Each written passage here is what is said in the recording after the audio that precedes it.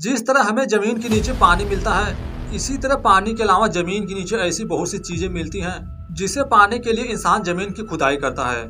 इन्हीं चीजों में से एक है पेट्रोलियम पदार्थ। पेट्रोलियम पदार्थ एनर्जी का एक ऐसा सोर्स है जिसकी आपूर्ति के लिए समंदर के नीचे खुदाई की जाती है। इस काम को अंजाम देने के लिए समंदर के बीच काफी बड़ा ऑयल प्लेटफॉर्म तैयार किया जाता है, जहां कई सौ वर्कर अलग अलग शिफ्ट में 24 घंटे काम करते हैं।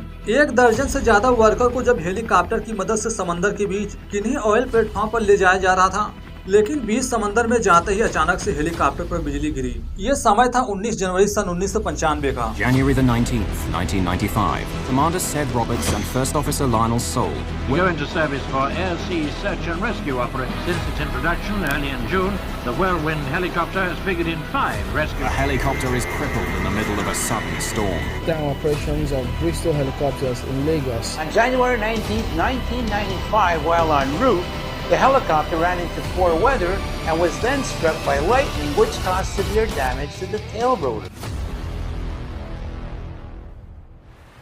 स्टोरी की शुरुआत हुई 19 जनवरी सन 1995 को देश स्कॉटलैंड के एक छोटे से शहर अबरडीन से, जो मौजूद है समंदर के किनारे। आज के दिन यहाँ से एक हेलीकॉप्टर जाने वाली है समंदर के बीच बेयर आयल फील्ड तक। पर आज के दिन मौसम कुछ ठीक नहीं था, हवाएं उल्टी दिशा में चल रही थी, मगर हेलीकॉप्टर से 1 दर्जन से ज्यादा वर्कर को वहाँ पहुँचाना बहुत ही जरूरी था। 19 जनवरी को सभी वर्कर को ले जाने की तैयारी शुरू हो गई।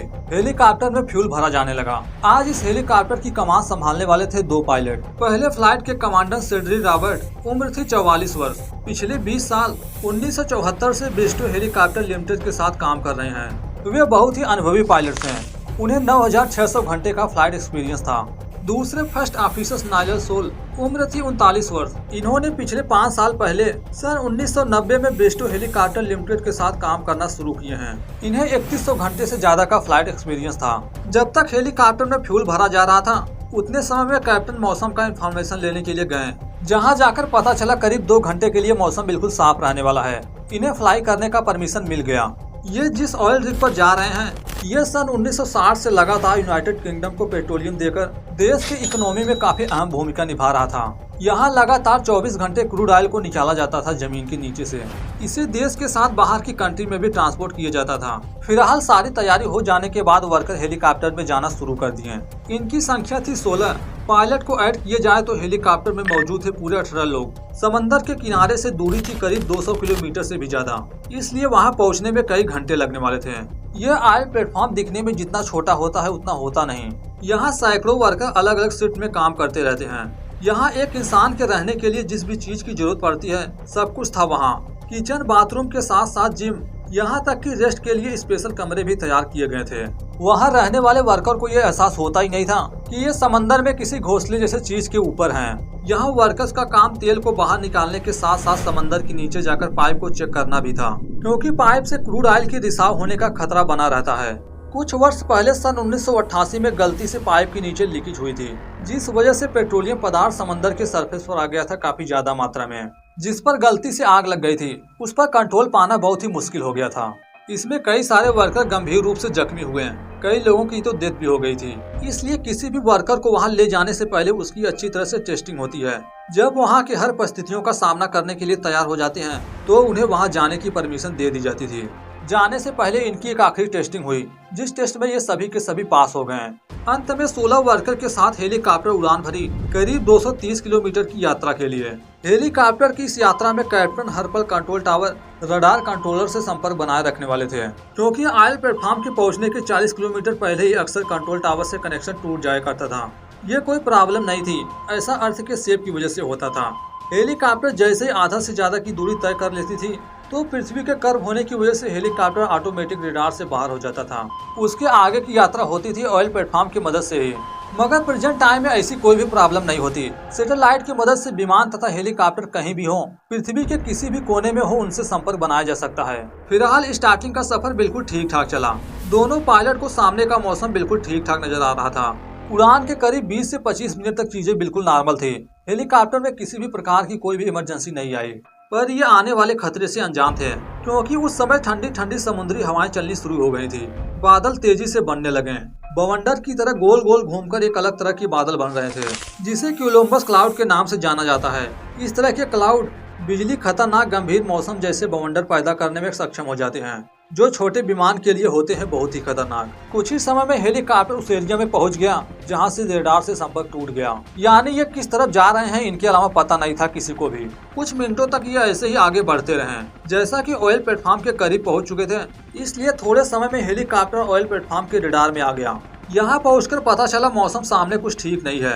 आसमान घने बादल से भरे हैं। यदि मौसम खराब होने का चांस है, ऐसे में अगर हेलीकॉप्टर पर बिजली गिरी तो वर्कर की जान खतरे में आ जाएगी। इसकी जगह अगर कोई एरोप्लेन होता तो इस घने बादल में बिना किसी नुकसान के बाहर निकल सकता था, क्योंकि एरोप्लेन का फ्रेम डिजाइन किया गया होता है कुछ इसी तरह से। अगर उस पर बिजली गिरे भी तो इलेक्ट्रिसिटी पूरी प्लेन की बॉडी में फैल जाएगा। लेकिन हेलीकॉप्टर के साथ ऐसा नहीं होता। हेलीकॉप्टर पूरी तरह से ओपन होता है। पर इन्हें जिस बात का डर था, कुछ ही समय में घने बादल के साथ मौसम खराब होना शुरू हो गया। बारिश के साथ साथ बिजली भी कड़कने लगी। हवाओं की स्पीड 100 किलोमीटर पर आवर की स्पीड तक पहुंच गई। कुछ ही समय में छोटे छोटे ओले पड़ने लगे। समस्याएं इतनी बढ़ गईं कि हेलीकॉप्टर में लगा आइस डिटेक्टर भी बंद हो गया। ब्लेडों पर आइस जमना शुरू हो गई थी। इसकी चेतावनी ऑलरेडी पहले से ही कैप्टन को मिलनी शुरू हो गई थी, मगर इस चेतावनी को नजरअंदाज कर दिया गया। पर इन्हें अपनी गलती का एहसास अगले ही पल हो गया, जब इन्होंने देखा आइस के छोटे छोटे टुकड़े हेलीकॉप्टर के अंदर आ रहे हैं। इसी दौरान आइस डिटेक्टर दोबारा से अलर्ट जारी किया। इसके बावजूद इन्हें उम्मीद था ये इस तूफान से बाहर निकल जाएंगे, पर ऐसा सोचना गलत साबित हुआ। प्लेन धीरे धीरे बैलेंस खोने लगा। इस समय ये ऑयल प्लेटफॉर्म से मात्र 40 किलोमीटर दूर थे। जब सिचुएशन हाथ से निकलने लगा तो मेडे मेडे का अनाउंसमेंट किया गया। ऐसा पायलट तभी करता है जब कोई गंभीर सिचुएशन आई हो। देरी न करते हुए बचाव कर्मी हेलीकॉप्टर तक पहुंचने के लिए तैयारी शुरू कर दी है। हेलीकॉप्टर अभी भी अपने मंजिल की तरफ बढ़ रहा था। कुछ ही मिनटों में हेलीकॉप्टर 13 से ज्यादा किलोमीटर की दूरी तय कर लिया, मगर तूफान अभी भी खत्म नहीं हुआ था। समय के साथ साथ सिचुएशन और भी खराब होने लगी। रेस्क्यू टीम को यह बात पता थी कि हेलीकॉप्टर से उन तक मदद भेजना ठीक नहीं होगा, इसलिए वहां से कुछ ही किलोमीटर दूर चैंपियन फ्रीडम नामक एक जहाज है, उसे भी हेलीकॉप्टर की तरफ भेज दिया गया था रेस्क्यू के लिए। इस शिप के कैप्टन थे जॉन मैकेंस। शिप का लोकेशन हेलीकॉप्टर से ज्यादा दूर नहीं था, इसलिए एग्जैक्ट लोकेशन पता करने में कई मिनट गुजर गए। हेलीकॉप्टर के साथ अभी तक किसी भी प्रकार का कोई भी हादसा नहीं हुआ था।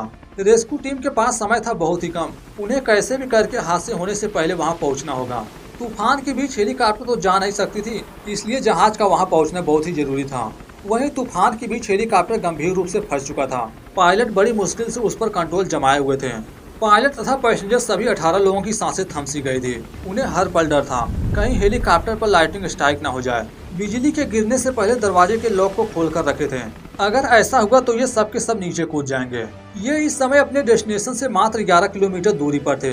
ये जानते हुए भी रेस्क्यू टीम उन तक पहुंचने की हर मुमकिन कोशिश करने में लगी थी, क्योंकि ऑयल प्लेटफॉर्म तक भी तूफान था। अभी तक तो चीजें कंट्रोल में थी, पर अगले पल धमाके की आवाज सुनाई पड़ी। धमाके की तुरंत बाद हेलीकॉप्टर कंट्रोल से बाहर हो गया, गोल गोल घूमने लगा तूफान के बीच। हेलीकॉप्टर में इमरजेंसी लैंडिंग की सिचुएशन बन गई थी, पर अभी तक रेस्क्यू टीम का ना ही शिप पहुंचा ना ही हेलीकॉप्टर। पर उन्हें रेडियो के जरिए इन्फॉर्म किया गया था कि हेलीकॉप्टर में कुछ प्रॉब्लम आई है, हम इमरजेंसी लैंडिंग करने जा रहे हैं।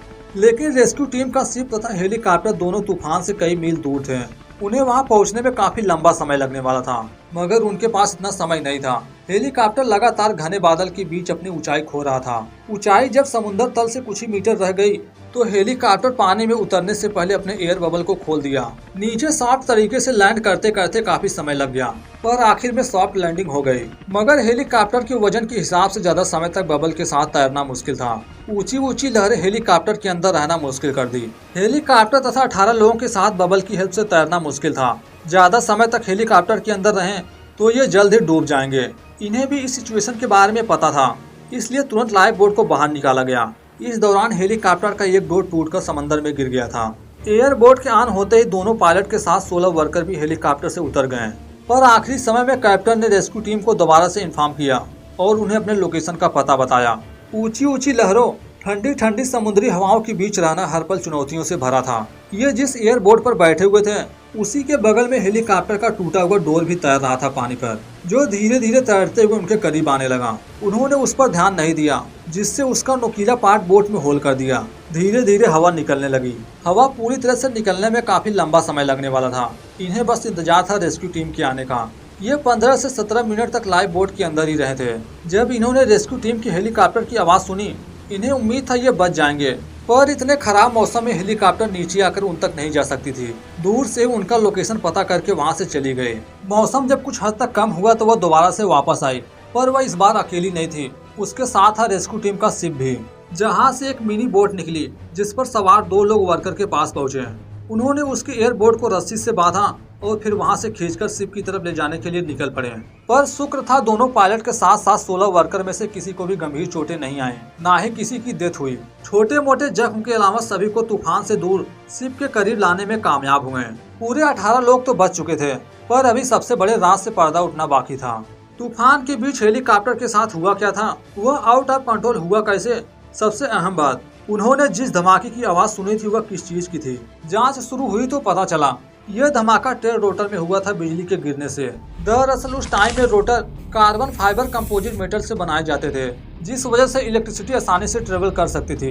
एक्सीडेंट इन्वेस्टिगेशन ब्रांच ने हेलीकॉप्टर की कई दिनों तक खोज की, क्योंकि इनके बचाए जाने के बाद जब ये दोबारा से उस लोकेशन पर पहुंचे तब तक हेलीकॉप्टर पानी में डूब चुका था।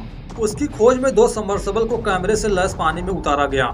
लंबी खोज के बाद हेलीकॉप्टर समुद्र तल से ऑयल प्लेटफॉर्म से मात्र 7 किलोमीटर की दूरी पर दिखा, जिसे पानी से बाहर निकालने में काफी लंबे समय तक कोशिश चली, पर वह बाहर निकालते वक्त कई जगह से टूट गया था। सारे पार्ट को एक एक करके निकालकर जांच के लिए भेज दिया गया।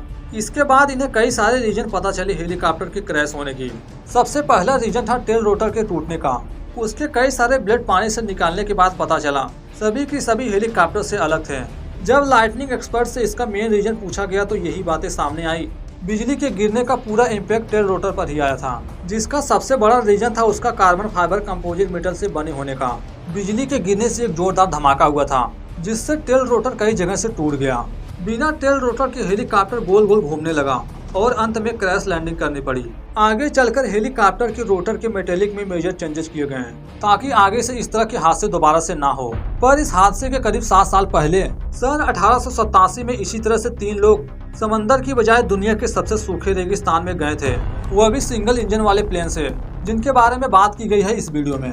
तब तक एंजॉय कीजिए, मिलते हैं जल्द ही। धन्यवाद।